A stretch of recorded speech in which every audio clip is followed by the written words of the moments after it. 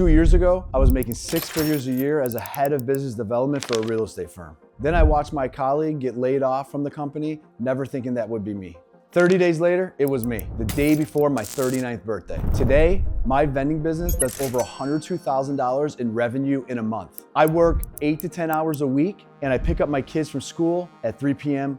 every day. But I don't want you to do what I did. I was reactive. I had to figure this out with my back against the wall. What I'm gonna show you today is how to be proactive, how you build your vending business while you still have a W-2, how to use your job to fund your freedom instead of a pink slip waiting to force your hand. Let's get into it. So before we get into the how, let me explain why vending is the vehicle I chose and why I think it beats the alternative. When I was in real estate, I looked at all the different types of passive income plays: rental properties, laundromats, car washes. I ran the numbers on all of them. Here's what I found with rental real estate. 50 to 100K minimum just for a down payment. Then you're dealing with tenants, toilets, trash. One bad tenant could wipe out a whole year of cash flow. In laundromats, you're looking at 200 to 500K to buy an existing one. That is a massive barrier to entry. So what makes vending different from these others? First, low barrier of entry. You can finance machines from 5 to 10% down. Second, it's scalable on your schedule. You can do this on nights and weekends while keeping your day job. Or you can go all in like I did. That's completely up to you. Third, predictable recurring revenue. Once a machine is installed and dialed in,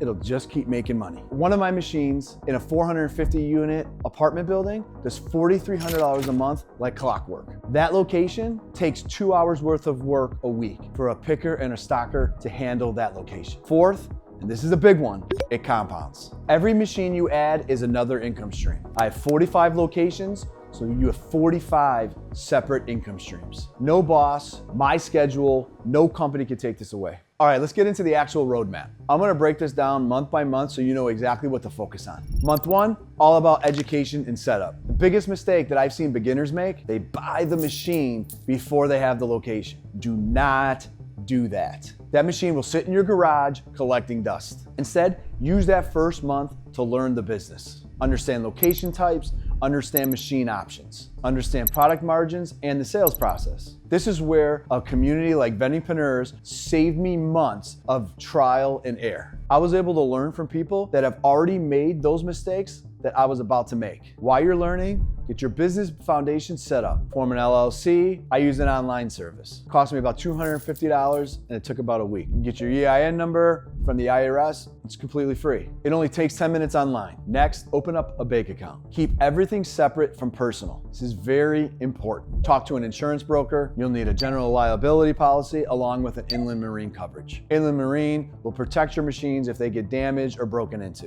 And it only runs about anywhere from 50 to 75 bucks a month. Now for month 2, it's all about location hunting. Here's my formula and I want you to go ahead and write this down. Foot traffic plus captive audience plus convenience needs equals money. Let me break that down. Foot traffic, is that parking lot full? If you drive by and that parking lot's packed, that's a signal. Full parking lot means people are there. Captive audience, are people stuck there? Apartments, where people live 24/7. Manufacturing facilities where workers can't leave for their 15-minute break. Medical facilities where patients there are waiting for hours. These people can't easily leave to go somewhere else. Convenience need, is there no convenience alternative nearby? If there's a 7-Eleven across the street, you're competing against that. But if that convenience store is 10 minutes away, your machine becomes the only option. Here are the location types that I recommend for beginners. Apartment complexes, 200 plus units, single building, not garden style. You want everyone coming through one central area. Manufacturing plants, 150 plus employees. Multiple shifts, even better. First shift, second shift, overnight shift. That's 24 hours a day, 7 days a week, money-making potential.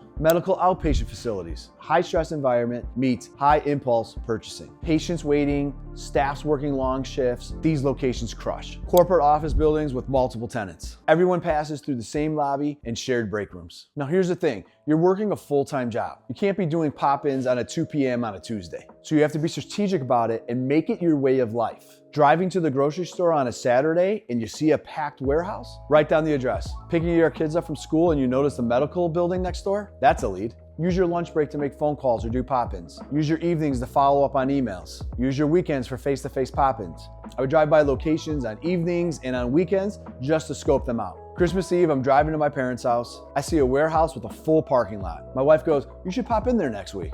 Damn right I did. Month 3, closing your first deal and getting it installed. When you approach that location, here's a key tip. Never say the word vending. I've thrown that word out of my vocabulary completely. Pitch it as a smart AI market, a luxury amenity for the employees or for the residents. Lead with the amenity angle and not revenue share.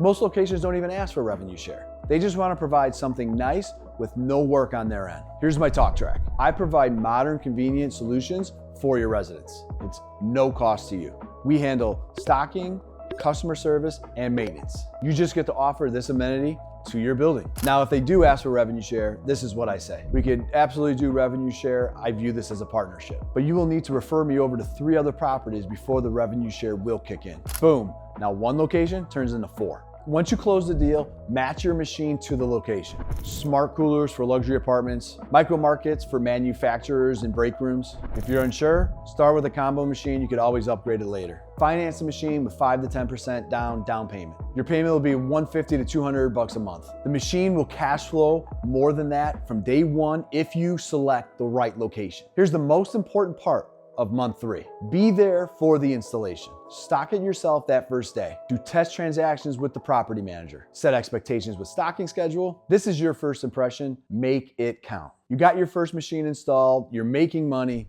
Now what? This is what I call the proof of concept phase. The goal here isn't to quit your job yet. It's to prove to yourself and your spouse, if you have one, that this business model actually works. First thing, dial in your first location. The first 30 to 60 days is all about knowing what is selling. Stock a general mix to start. Coke, Celsius, Gatorade for drinks, chips and candy for snacks, incidentals like Tylenol, and phone chargers. Then watch the data.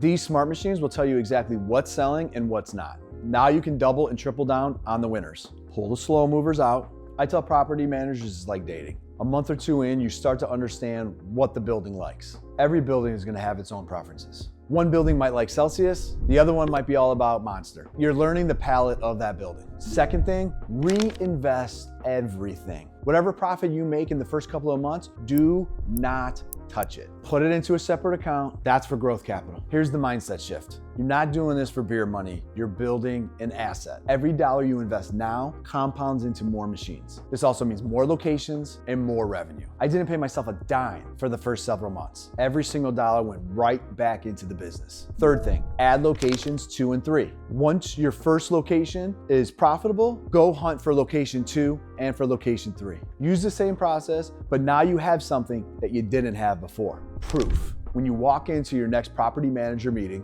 show them the photos of your first installation. Look at what I just did at this property down the street. Wouldn't your residents want this amenity too? And always ask property managers for referrals. This is working great. Do you know other property managers or other buildings that would want this? I turn one lead into multiple locations over and over again by just asking. Fourth thing, track your numbers rigorously. By the end of month 6, you should have real data. Revenue per machine per month. What is each location actually doing? Cost of goods percentage. Your cost of goods should be between 35 and 40%. Profit margins per location. What are they actually taking home? Time spent per location per week. How many hours is this business actually really taking? This is the data that tells you exactly what it takes to replace your income. If one location profits $500 a month and you need $5,000 to replace your income, well, you know you need 10 other locations. Let's say that you're at this for 3 to 6 months.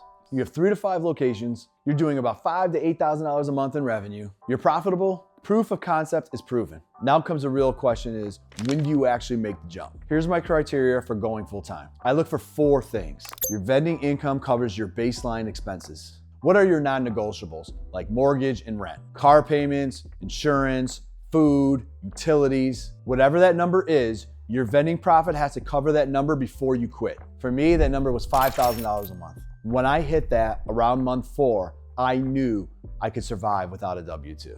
Number 2, you have 3 to 6 months of expenses saved. This is your runway when things go wrong. Machines break, locations underperform, you need a little cushion. Don't quit your job with $47 in your savings account. Number 3, you have a clear path to scale. Do you have more locations lined up? Do you have relationships with property managers where they can refer you to other locations? Is your pipeline full? If you have 3 machines and you don't know where the 4th one is coming from, you're not ready. If you have 3 locations and you have 5 more locations ready to close, now we're talking. Number 4, you've built systems, not just machines. This is huge. Can you run your business without you stocking every single machine? I made this mistake by doing everything myself in the first 8 months. Mike Hoffman actually called me out on one of our Wednesday community calls. Anthony, when are you gonna hire someone? Why are you still stocking your own machines? I was like, Mike, I'm just starting to make some money here. Mike asked me, Anthony, how are you going to scale if you keep on doing a $25 per hour task? You need to focus on $800 per hour tasks. That conversation changed everything.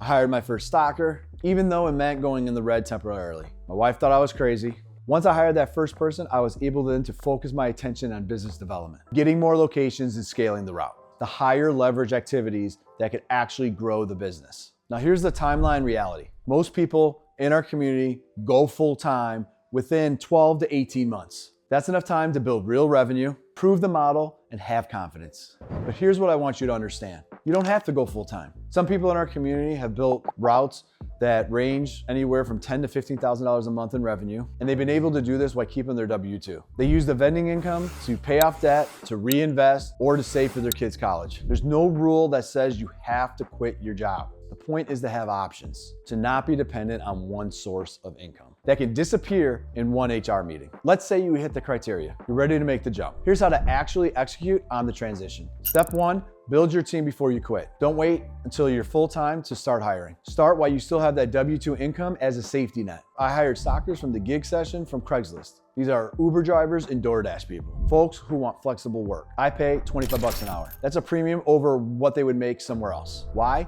Because I don't want turnover. Training new people constantly is a time suck. Budget an hour and a half for stocking and picking for a location a week. So if you have 10 locations, that's 15 hours a week of stocking time. Step 2, systemize everything. Before you go full-time, document your process. How do you do inventory? How do you stock? What's your order scheduling? What products go in those locations? When I was stocking locations myself, I knew exactly how long this task took. That allowed me to build a payment structure for my contractors that made sense, create standard operating procedures, and using tools like VendHub for ordering equipment and inventory. The goal is to remove yourself from the day-to-day. This is so you could focus on growth. Step 3, stack your pipeline. The week you quit your job, you should have multiple locations at various stages of closing. Some signed contracts with waiting for the machines to be delivered, some verbal commitments, just waiting on the paperwork, some warm leads that you're nurturing. Your full-time job in vending, especially early on, is business development. Getting locations, that's the $800 per hour work. Make sure you have plenty of it lined up. Step 4,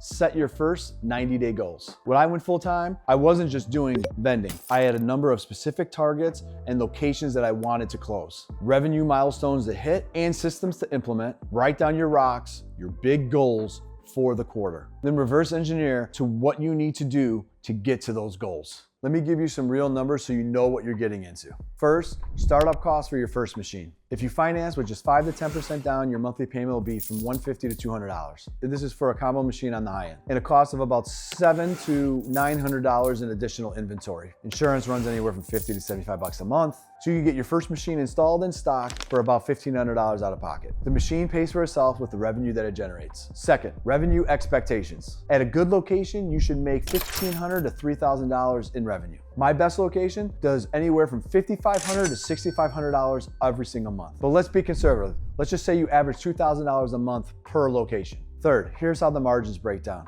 Your cost of goods will be 35 to 40%. Your credit card and software fees will be about another 10%. You're looking at roughly 50 to 45% profit margin before labor. On a $2,000 location, that's $1,100 to $1,200 a month on profit. Factor in stocker labor, maybe $200 per location per month. Now you're netting around $900 to $1,000 per location. 4, the math to replace your income. If you need $5,000 a month to cover your expenses, you need about 5 solid locations netting about $1,000 each. If you need $10,000 a month, you need 10 locations. I have 45 locations doing $102,000 a month in revenue. 5th, timeline to profitability. Your first location should be profitable within 60 to 90 days, if you pick the right location. Most people in our community, they hit $5,000 to $10,000 a month in revenue within 6 to 12 months of starting. Getting to $50,000 to $100,000 a month takes anywhere from 18 to 24 months of consistent effort. Scaling, hiring, and adding locations. It's not overnight, but I'll tell you, It's not a decade. And finally, the power of compounding. Here's what most people miss. Every new location you add doesn't just add revenue. It adds capital for referral. It's one property manager that loves you, introduces you to their sister property. That's 2 locations from one relationship, then 3, then 5. 40 out of my 45 locations came from Vendingpreneur's lead generation. Many of those turned into multiple locations through referrals. One lead became an entire portfolio. And that's how you go from 1 location to 45 locations with 79 machines in just under 2 years. I'm telling you this as someone who has been where you are. Do not wait for a layoff to force your hand like I did. Start planting seeds now while you still have that safety net. If you want to learn from the community that took me from being laid off to 100K a month in revenue, check out the link in the description for Vendingpreneurs. This is Anthony from Mike Hoffman and Vendingpreneurs. See you on the next one.